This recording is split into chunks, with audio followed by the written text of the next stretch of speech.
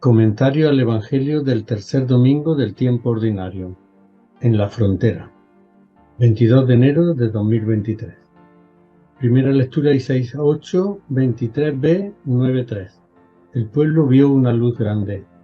Salmo 26. El Señor es mi luz y mi salvación. Segunda lectura, primera carta a los Corintios, capítulo 1, versículos 10 al 13 y 17. Que no haya divisiones entre vosotros. Evangelio de Mateo, capítulo 4, versículos del 12 al 23. Al enterarse de que habían detenido a Juan, Jesús se retiró a Galilea. Dejó a Nazaret y se estableció en Cafarnaúm junto al mar, en territorio de Zabulón y Neftalí. Así se cumplió lo que había dicho el profeta Isaías: país de Zabulón y país de Neftalí, camino del mar al otro lado del Jordán, Galilea de los paganos. El pueblo que habitaba en tinieblas vio una luz grande. A los que habitaban en tierra y sombra de muerte, una luz les brilló. Desde entonces empezó Jesús a proclamar: enmendaos que está cerca el reinado de Dios. Caminando junto al mar de Galilea vio a dos hermanos, a Simón, el llamado Pedro, y a Andrés, su hermano, que estaban echando una red de mano en el mar, pues eran pescadores. Les dijo: veníos conmigo y os haré pescadores de hombres. Inmediatamente dejaron las redes y lo siguieron. Pasando adelante vio a otros dos hermanos, a Santiago y a Juan, hijos de Zebedeo, que estaban en la barca poniendo a punto las redes, con Zebedeo su padre. Jesús los llamó. Inmediatamente dejaron la barca y a su padre y lo siguieron. Galilea, lugar geográfico en el que se sitúa esta escena y zona fronteriza entre el mundo judío y los pueblos paganos, es clave para saber a quién iría dirigida la misión que encomendaría Jesús después de resucitar a sus discípulos. El mensaje de Jesús no debería quedarse encerrado en los confines de Israel, sino proclamarse a los cuatro vientos por todos los lugares del Imperio Romano, y sería a partir de Galilea donde esto tendría lugar. Al principio de su Evangelio, en un relato que no debe entenderse como histórico, Mateo dice que José y María habían bajado de Nazaret de Galilea, en el norte, a Belén, la ciudad de David, en el sur. Por miedo a Herodes el Grande, que buscaba matar al niño, José, avisado en sueños por el ángel, tuvo que huir a Egipto con María y el niño.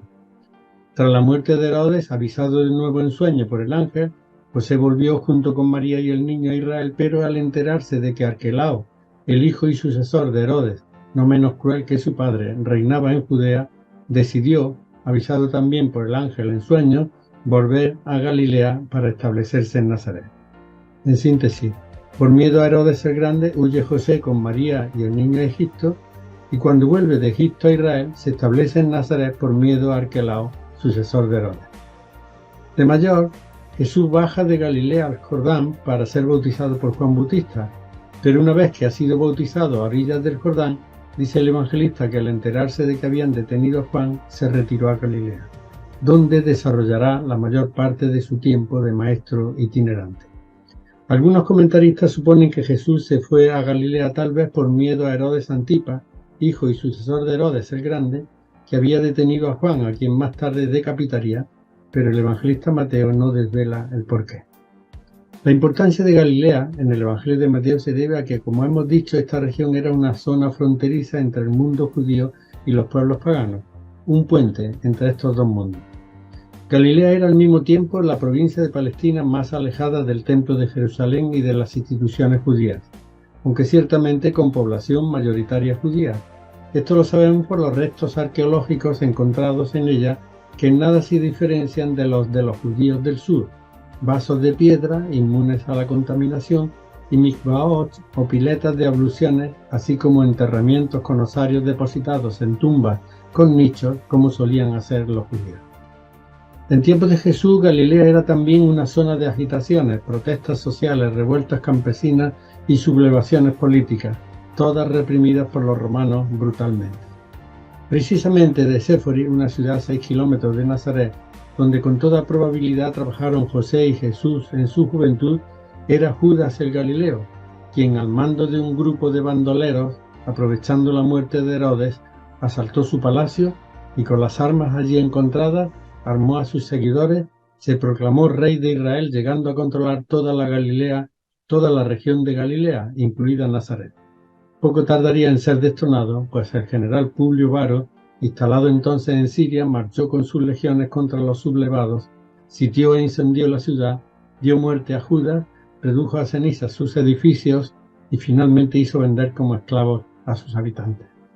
Jesús creció y vivió desde niño en medio de este ambiente de sublevaciones contra el poder de Roma, lo que ciertamente incidiría en su modo de ser maestro y en su anhelo de paz y no violencia, pues la violencia llevaba a los sublevados judíos a un callejón sin salida de sangre y muerte a manos de los soldados romanos. Galilea, en el norte del país, constituye el lugar central de la actividad de Jesús. Cuando Jesús se vuelve a Galilea, tras el bautismo, no se establece en Nazaret, su patria chica y posiblemente su lugar de nacimiento.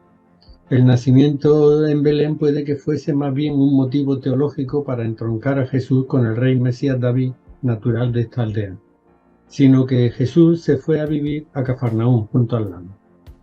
La pequeña aldea de Cafarnaúm se extendía unos 500 metros a orillas del lago de Genesaret, o mar de Tiberíades, y se adentraba 250 metros hacia tierra.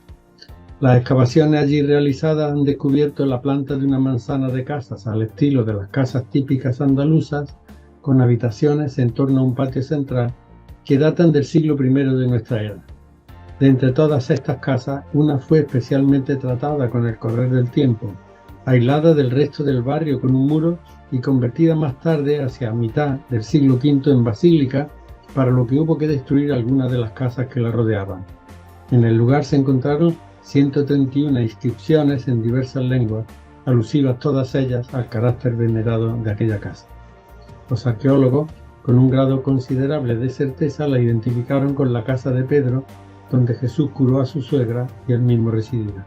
Hoy, en el lugar se alza un monumento de 2 plantas en el que puede verse todavía el empedrado del suelo de la casa y desde el interior el resto de la ruina.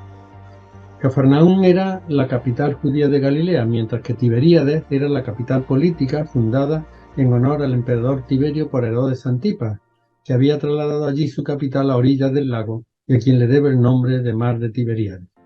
Los judíos, no obstante, rehuían habitar allí por sus costumbres paganas y por ser una ciudad impura, al haber sido edificada sobre un antiguo cementerio. Cafarnaúm está situada junto al lago de Genesaret, o Yam Kinneret, mar de la lira, como se le denomina en el Antiguo Testamento hebreo, por tener la forma de este instrumento musical. El lago tiene 21 kilómetros de largo por 11 kilómetros en su parte más ensanchada y 45 metros de máximo de profundidad. Es un lago de agua dulce y rica fauna que se encuentra a 212 metros bajo el nivel del mar Mediterráneo.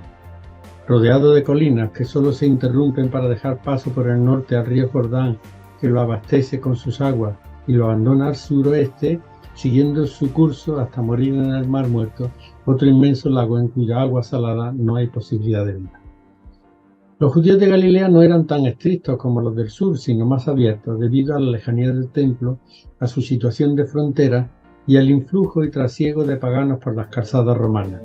Precisamente Cafarnaúm se encontraba junto a la Vía Maris, calzada principal del Imperio Romano, que unía Damasco, en Siria, con Jerusalén.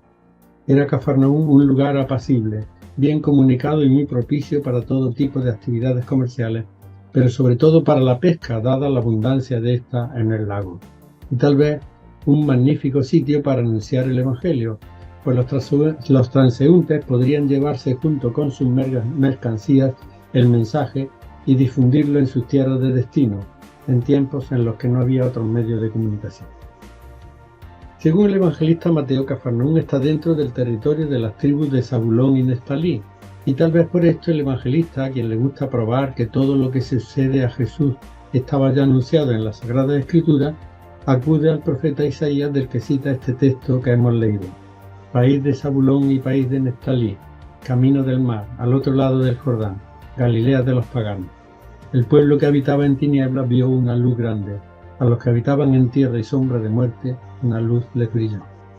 Curiosamente, las tribus de Zabulón y Neftalí estaban al otro lado del Jordán, en tierra de paganos, razón por la que Mateo llama a esta región Galilea de los paganos o de los gentiles, y trae a colación la cita de Isaías, en la que este profeta anuncia el fin de la opresión y de la guerra por el nacimiento de un niño que ocupará el trono de David. El camino del mar era el que unía Egipto con Mesopotamia. La tiniebla es símbolo del caos e imagen de la muerte. La luz, el símbolo de vida. En la tierra y sombra de muerte surge repentinamente una gran luz como en una nueva creación. Así interpreta Mateo la presencia de Jesús en Cafarnaúm. Es el liberador que se prepara a la acción, aunque no precisa aún cuál es el poder opresor del que vendrá a librar.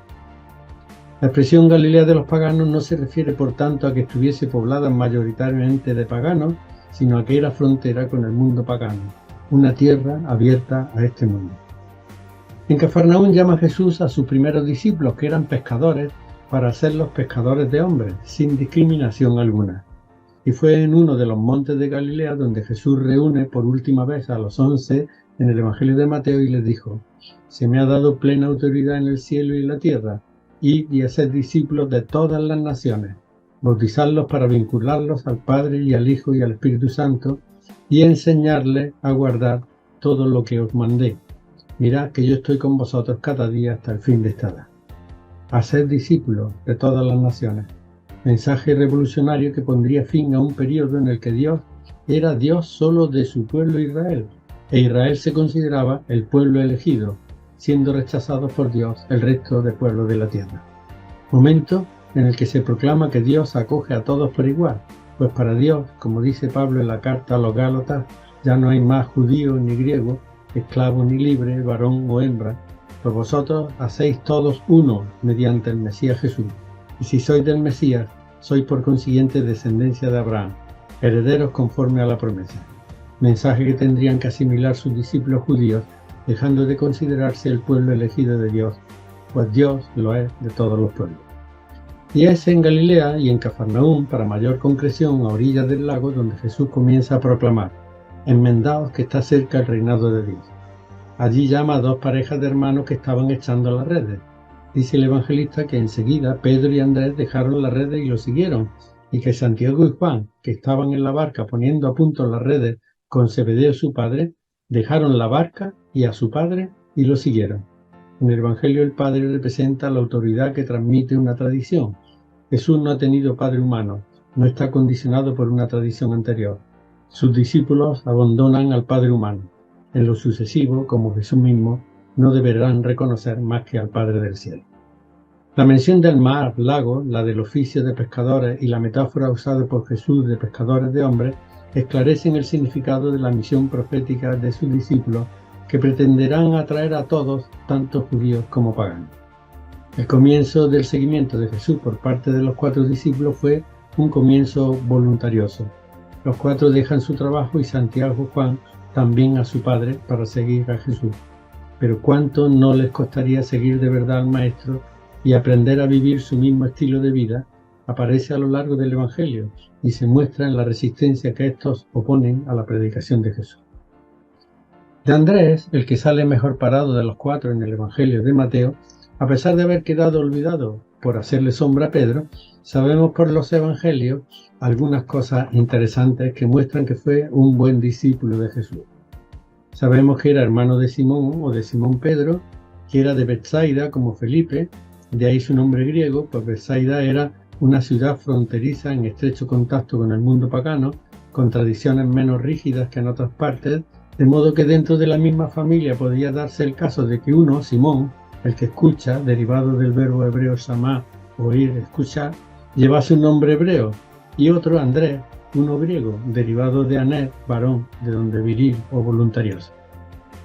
De Andrés sabemos también que era discípulo de Juan Bautista y que se encontraba con él cuando señaló a Jesús como el Cordero de Dios, y que según la versión del evangelista Juan, desde aquel día, junto con el otro discípulo a quien Jesús amaba, cambió de maestro, dejando al Bautista para irse a vivir con Jesús. Andrés va a comunicar a su hermano Simón la importante noticia de haberse encontrado con Jesús cuando dice que lo condujo a este, que fijando la vista en él le dijo: «Tú eres Simón, el hijo de Juan, a ti te llamarán Cefas, que significa piedra», apodo este con el que nunca llama Jesús a Simón. Sin embargo, el evangelista, cuando Simón muestra alguna actitud que no corresponde a lo que Jesús espera de él, lo llama simplemente Pedro. Si más adelante la misma escena rectifica de algún modo, vuelve a llamarlo Simón Pedro. apodo, por tanto, usado no sin cierta ironía, pues Pedro muestra en repetidas ocasiones que es duro de mollera o torpe para comprender a Jesús. De Andrés sabemos también que en el reparto de panes y peces, mal llamado multiplicación de panes y peces, le dice a Jesús que había allí un muchacho que tiene 5 panes de cebada y 2 peces. ¿Pero qué es eso para tanto? Desconfiando de que Jesús pudiese dar de comer a la multitud. Y sabemos también que junto con Felipe puso en contacto con Jesús a unos griegos que habían subido a Jerusalén a dar culto y querían verlo, haciendo de puente entre aquellos judíos de origen griego con Jesús. Importante labor de puente entre la gente y Jesús, la de Andrés, como corresponde a un discípulo que aprecia a su maestro. De Pedro, Santiago y Juan sabemos mucho más. Han sido considerados por los comentaristas como los 3 discípulos privilegiados de Jesús, pues presenciaron en exclusiva algunos de los momentos más importantes de la vida de su maestro: la reanimación del cadáver de la hija de Jairo, la transfiguración en el monte y la oración en el huerto. 3 escenas que tienen que ver con un Jesús que da vida, reanimación del cadáver de la hija de Jairo, que se compromete a dar la vida, transfiguración en el monte, y que acepta el plan de Dios que le pide aceptar dar la vida para dar vida, oración del huerto. Pero tal vez no fueron tan privilegiados, pues impregnados de categorías judías, no entendieron el significado de lo que vieron. En la escena de la reanimación del cadáver de la hija de Jairo, Jesús les manda no decir nada para no alentar sus falsas esperanzas mesiánicas de triunfo. En la transfiguración, al descender del monte, Jesús les dice que no condasen a nadie la visión hasta que el Hijo del Hombre resucitase de la muerte, para fomentar la idea de un Mesías triunfante. Y en el huerto se durmieron por 3 veces debido a la falta de interés por un maestro que aceptaba dar la vida como voluntad expresa de Dios. Ellos soñaban con un Mesías de poder, tal vez con un líder político como aquellos revolucionarios de la época que los librase del poder romano y acto seguido les diese la posibilidad de ocupar los primeros puestos en aquel reino, como pidió la madre de Santiago y Juan a Jesús, provocando el descontento en el resto del grupo. Al final, en la pasión, estos 3, como el resto, dejaron solo a su maestro. El mismo que lo citaría en un monte de Galilea para encomendarle la misión más importante, como hemos dicho, la de anunciar a los 4 vientos las noticias de un tal Jesús, nacido en una zona limítrofe con el mundo pagano y abierto tanto a ese mundo que proclamó que ya era hora de que desapareciesen las diferencias entre judíos y paganos y de que fuese anunciada la buena noticia del Evangelio a todos por igual, judíos o paganos. Nuestra Iglesia a gran escala no ha entendido todavía este mensaje. No se ha convertido en una Galilea de los paganos, abierta a ese mundo, pues se mira más a sí misma, se aleja a marchas forzadas del mundo, convertida en una estructura arcaica y obsoleta, separada de la realidad del mundo en que vivimos. Si en el mundo la democracia se va haciendo paso como el mejor modo de organizar la convivencia humana, en la Iglesia esta brilla por su ausencia, pues está estructurada jerárquicamente por naturaleza, dicen, sin mediar razón alguna en el Evangelio que lo justifique, hasta el punto de que la palabra jerarquía ni siquiera aparece en el Nuevo Testamento y es sustituida por otra, la diaconía o servicio, como único y mejor modo de relación con el otro. Si en el mundo moderno hombre y mujer se consideran al mismo nivel en derechos y obligaciones, llama la atención que en la Iglesia se discrimina a la mujer y se le cierre el acceso a los puestos de mayor responsabilidad, incluido el sacerdocio, reservado solo a los varones por el mero hecho de serlo, pues nada de ello se deduce de una lectura seria del Evangelio. Si en nuestro mundo todo se debate en los parlamentos, con excepción de los países con regímenes dictatoriales, en la Iglesia hay temas reservados como es el celibato de los sacerdotes, el aborto, la homosexualidad y todo lo relativo a la moral sexual, el placer, las relaciones prematrimoniales, el control de la natalidad, por poner solo unos ejemplos, sin que me dé razón alguna para evitar ese debate, habiéndose silenciado lamentablemente con mucha más frecuencia de la deseada los casos de pederastia del clero. Si en el mundo se acepta el divorcio allí donde la convivencia matrimonial resulta inviable, en la Iglesia, las parejas de divorciados que no han podido salvar la convivencia en sus respectivos matrimonios, ni siquiera se les permite acercarse oficialmente a los sacramentos. Si en el mundo se da cada vez un mayor grado de tolerancia y comprensión con la situación de los colectivos LGTBI, la Iglesia todavía se rige respecto a esto por una moral arcaica basada en una concepción del cuerpo, de las relaciones de pareja y del sexo que no resisten ya el menor análisis psicológico. Tal vez la Iglesia, y me refiero al sector más visible de ella, que aparece en los medios de comunicación, ha olvidado su situación de frontera, de puente y punto de encuentro entre ella y el mundo, del que también tiene mucho que aprender, eliminando sin miedo no solo las barreras que lo separan de éste, sino también las que existen dentro de ella misma.